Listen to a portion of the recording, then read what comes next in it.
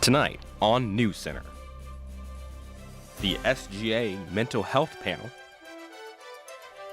homecoming events and highlights from the game, celebrating Day of the Dead with arts and crafts, and MSU Eagles pep rally. All this and more tonight on NewsCenter.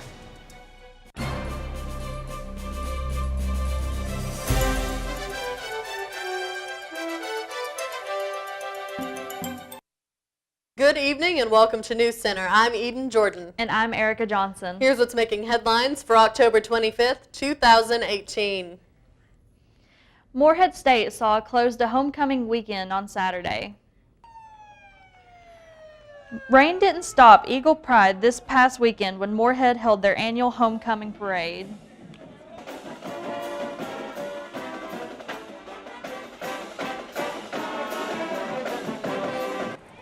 Students and community members filled all the way down Main Street for the homecoming parade at 9 in the morning. They were cheering in excitement for the homecoming football game that would occur later in the day. Thankfully, by 2 p.m., the rain had cleared just in time for kickoff. Jane Stadium was packed with all excited Eagle fans. At halftime, Morehead University crowned their homecoming queen and king. This year's winners were Tessa Collins and Cameron Fadre. Well, I was actually nominated by my fraternity, Delta Tau Delta. I was super honored to be selected, to be chosen to be nominated. I'm from student government, student alumni ambassadors, Lambda Pi Eta. I've been very involved since I've been here at Morehead State since a freshman. I'm from right down the road in Owensville, Kentucky, so Morehead's basically home. And I'm a third generation Morehead State Eagle, so just the pride with this school, it really means a lot to me to be able to represent it in this way. Yeah, I also was nominated by Greek Life. I was nominated by my sorority, Kappa Delta, and this actually is my home. I was born and raised in Morehead, and I actually grew up with two of my cousins being crowned queen back in the 80s, so this is a really amazing thing to be able to say that I also got to continue that legacy, and I'm beyond ecstatic to be able to represent MSU in the student body. So, yeah. The game ended with the Eagles taking the win and the band performing their 2018 show. On Friday, 3 colleges will be receiving a visit from President Donald Trump's daughter Ivanka Trump and Governor Matt Bevin. The campuses that will host the speakers are the Kentucky Advanced Manufacturing Institute in Paintsville, Big Sandy Community and Technical College in Prestonsburg, and our very own Morehead State University. Spokeswoman Elizabeth Kuhn said the visit with MSU will focus on the aerospace industry that has accounted for $1.5 billion in investment announcements and 2,800 jobs in Kentucky since January 2016. A large fire destroys Eagle View Apartments in Clearfield, Kentucky on Sunday. The fire started around 4 o'clock in the morning and destroyed 2 of the buildings. Morehead and Farmers Fire Department respondents aided in incident several hours after, but could already tell the buildings were in total loss. The cause of the fire is unclear and being considered an accident. There are no reported deaths or injuries. Thursday afternoon, the Campus Activities Board held the annual Eagle Pep Rally to get students and the community ready for all the homecoming events that took place on Saturday. The Eagle Pep Rally is a yearly event that the Campus Activities Board puts together to kick off homecoming weekend. Freshman board member Taylor Johnson explains some of the activities that take place at this pep rally. So we just got done with the football race. It's where you get 4 teams and you have to dress up in the football gear and stuff as fast as you can and have to see who can do it the fastest. And we have a dance competition, which is always fun. And then we announce all the sports teams like football, basketball, all that. We announce all of them and stuff, so it's really cool. Last year's homecoming king and queen were also there to announce the 2018 homecoming court. Before the pep rally began, food was served to the football team and the homecoming attendants. The event was welcome to the students, alumni, and the community. I would have hoped to seen a little bit more, but we did have a pretty good crowd.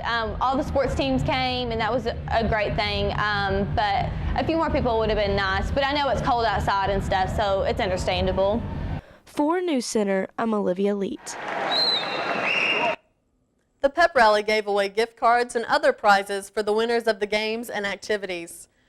Now we're here with Sahara LaForest for your News Center weather preview. Thank you. So, as you know, it's been pretty chilly for most of the week. We've seen a little bit of rain here and there. For the most part, it's been pretty sunny, though. And in the mornings, it has been definitely cold. Pretty low 40s, sometimes into the very high 30s. But for the most part, around afternoon, we have been seeing high 50s, low 60s. Now, for this next upcoming week, we will be seeing a lot of rain up until around Monday. So it's going to get a little bit colder. We will be seeing some warmer weather once the sun comes back out from behind the clouds. But for the most part, we're still going to be seeing some cold weather. All right, thanks, Sahara. When we come back, we have an interview with Morehead State student Josh Bryant about a new student group on campus.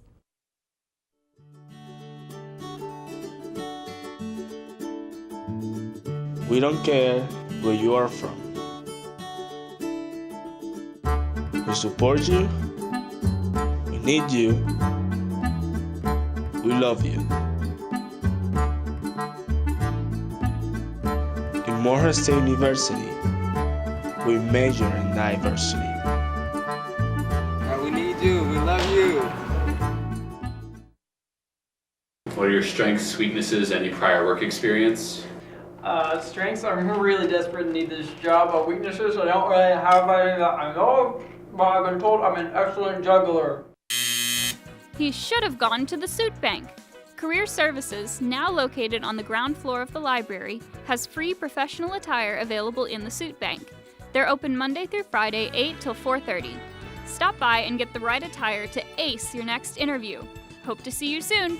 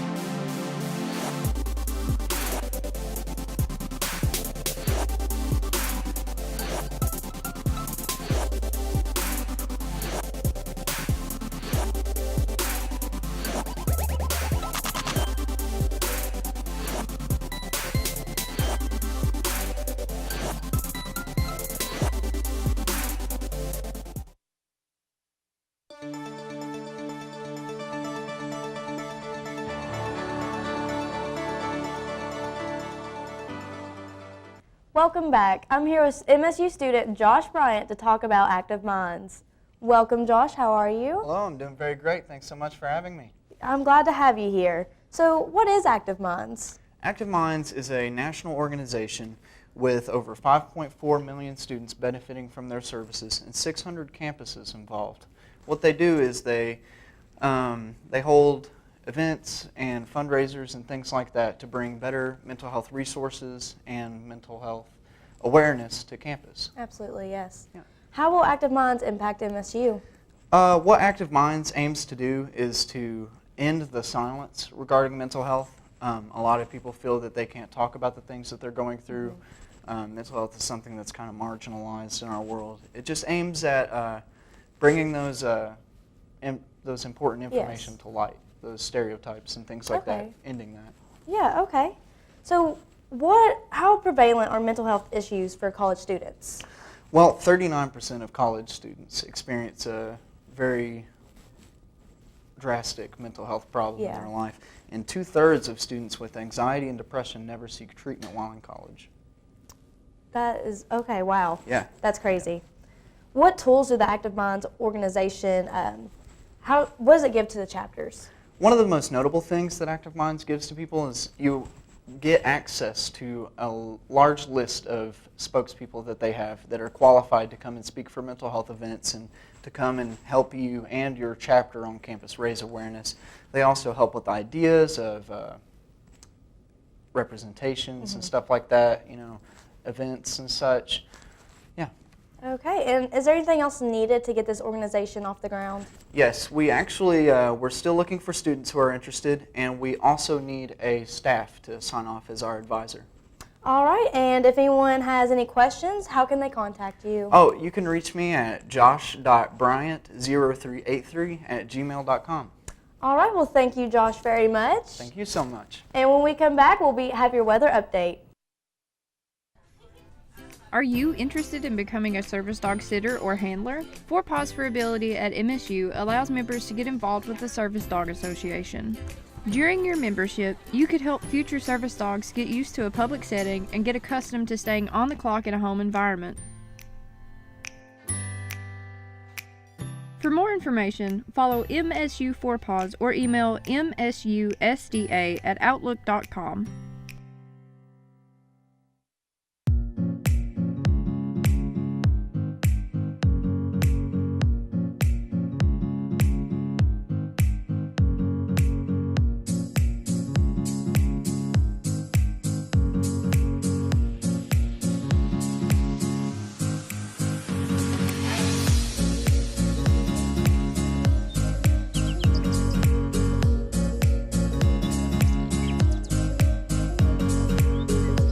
Tired of playing video games by yourself? King me. Don't have any friends to play board games with? Or any friends at all? Then come join the Moorhead State gaming community every Tuesday night at 7 to enjoy board games, video games, and more. Hosted on the second floor of the Camden Carroll Library.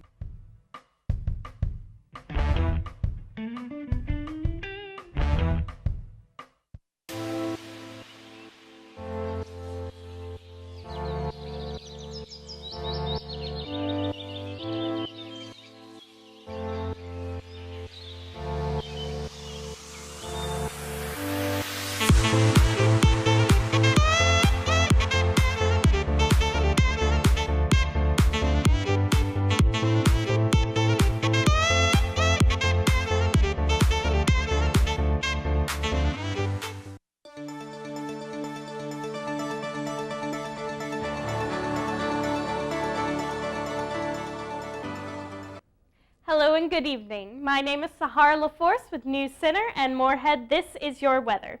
Currently in Moorhead, it is about 57 degrees and sunny with humidity of 45% and winds of 3 miles per hour. We've seen a lot of fluctuation in temperature today, particularly in the mornings. It was pretty cool. Around the afternoons, we get into the high 50s, which has been happening for most of this week. So it's been pretty comfortable to a little bit chilly for the most part. But it's going to just get colder from here on out. Now for a look at our record temperatures for this date in the past. The record high was 84 degrees in 1963, with a record low of 20 degrees in 1981. Now the normal high for this date in the past is 66 degrees, and the normal low is around 39 degrees. We've been a little bit below the normal high for this time of year just because we've seen a lot of precipitation, and we are going to continue to see a good bit of precipitation. Now for a look at our temperature map, we have 50 degrees in Bowling Green, 57 in Frankfort, 55 degrees in Ashland, and 57 degrees in Moorhead. Now for a look at tonight's forecast, it is going to be mostly cloudy with a low of 43 degrees and a 0% chance of precipitation. Sunset will be at 6:41 p.m. Now for a look at tomorrow's forecast, we are going to be seeing a good bit of rain and a high of 57 degrees with sunrise at 7:52 a.m. Now for a look at our 7-day forecast, we are going to be seeing a good bit of rain moving into next week. Around the middle of next week, we are going to be seeing a bit more sun, and it is going to get a bit warmer. But for the most part, this week we are going to be seeing some pretty low temperatures and pretty low lows. Now let's kick it over to Olivia with the sports.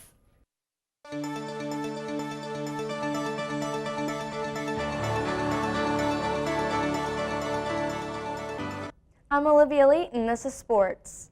Cyclist Lance Armstrong's former cycling team directors Johan Burnell and Pedro Celaya were issued lifetime bans by the Court of Arbitration for Sports. The court based out of Switzerland claims that their Wednesday ruling stems from the testimonies of 7 cyclists and Armstrong's team, Dr. Luis Garcia del Morel. The U.S. Anti-Doping Agency Chief Executive Travis Tygart said, "This is another powerful example that playing by the rules matters and doping is never justified and always inexcusable." The Court of Arbitration for Sports also extended the ban of Armstrong's team trainer, Pepe Martin, from 8 to 15 years. Morehead State women's and men's basketball had players receive preseason All-OVC honors.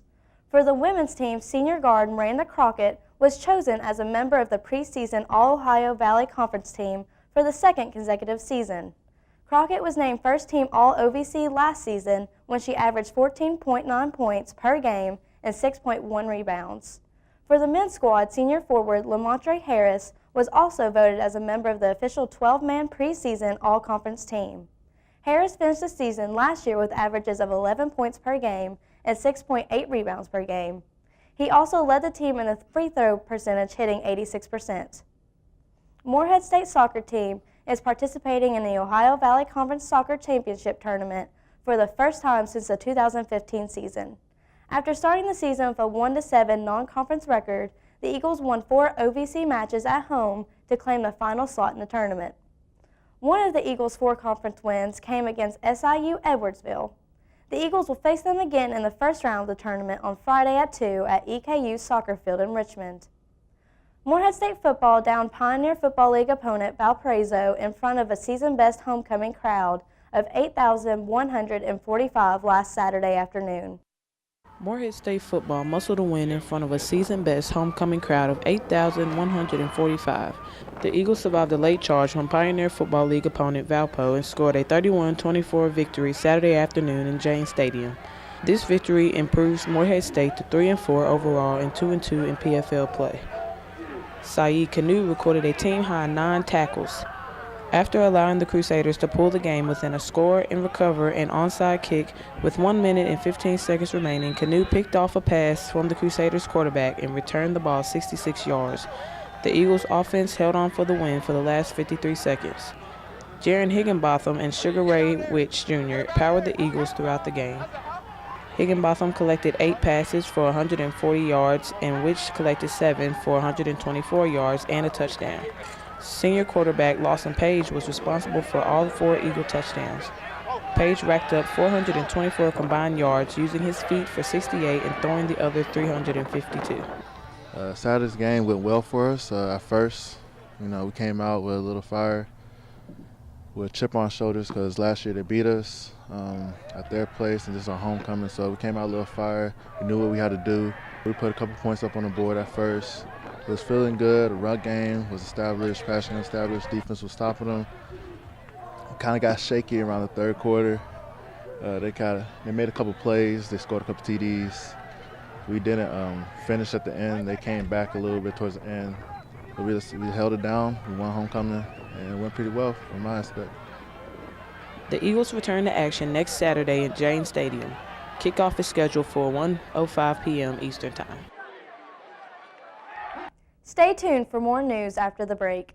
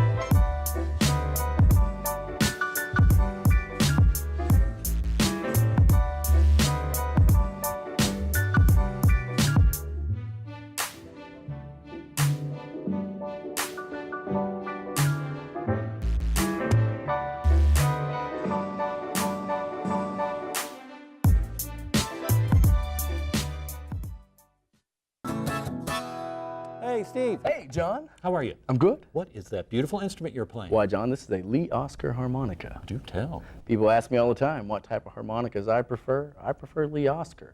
Lee Oscar harmonica is the preferred harmonica with professional harp players and TV show hosts. If I didn't know better, I'd swear Steve was doing a commercial for our first sponsor. That's right. Lee Oscar harmonica is the sponsor for Art This. And one of the things with Lee Oscar, folks, if you're curious in playing harmonicas, each Lee Oscar harmonica comes with a unique quick guide to inform you to how to play harmonicas with various styles of music. All I can say is Art This. Art Thanks, This. Lee. Thanks, Lee.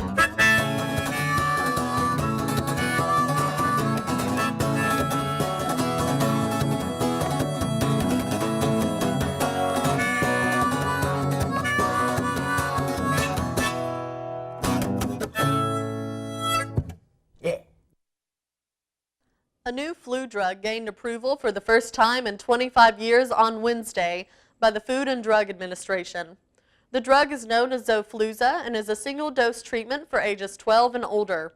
The pill will cost $150 and will be lowered to $30 to those with health insurance. Xofluza works by blocking an enzyme the virus needs to copy itself. FDA Commissioner Dr. Scott Gottlieb claims this novel drug provides an important additional treatment option. SGA and Health Services held a mental health awareness panel where they discussed mental health issues facing students and solutions.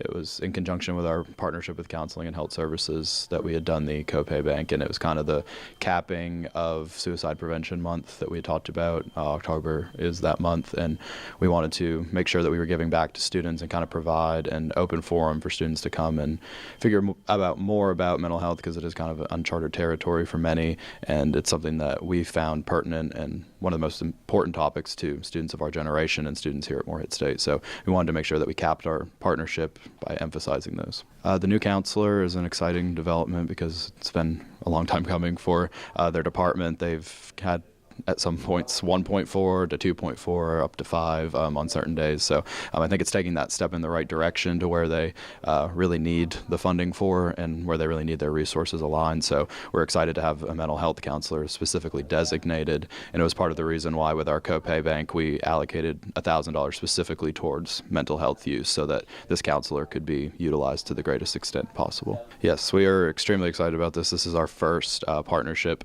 that we've engaged with an on-campus university department. It was something I had outlined in my strategic plan that I sat down and did over the summer, and we said, how can we use the money to make the biggest, most substantial impact for students? And we thought that over the past, SGA had been using their money for a little more mundane initiatives that weren't really making true impacts, and so this was the first step in the right direction to where we're giving money that is assisting people and could make the difference between their receiving healthcare and not receiving healthcare. So. On Wednesday, Morehead State University's Campus Activities Board hosted a Day of the Dead Arts and Crafts program to celebrate Latin American and Hispanic heritage traditions.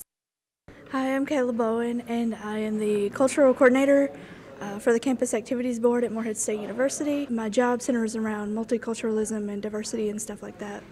And today we're doing a Day of the Dead celebration.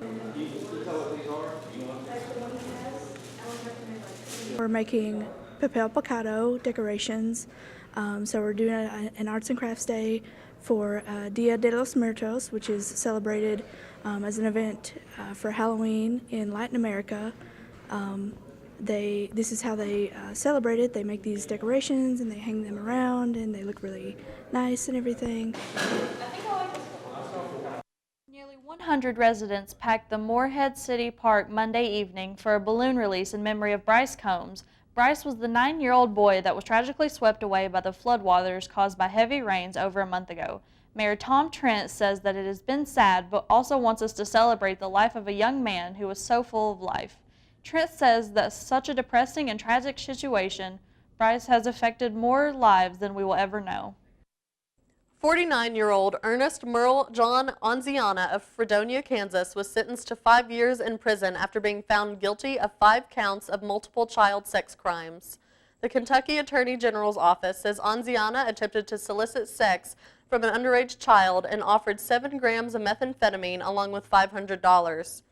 Attorney General Andy Beshear says that human trafficking represents the worst form of abuse, most often in children, like we have in this case. Anziana will have to register as a lifetime sex offender and must complete a treatment program after his prison sentence.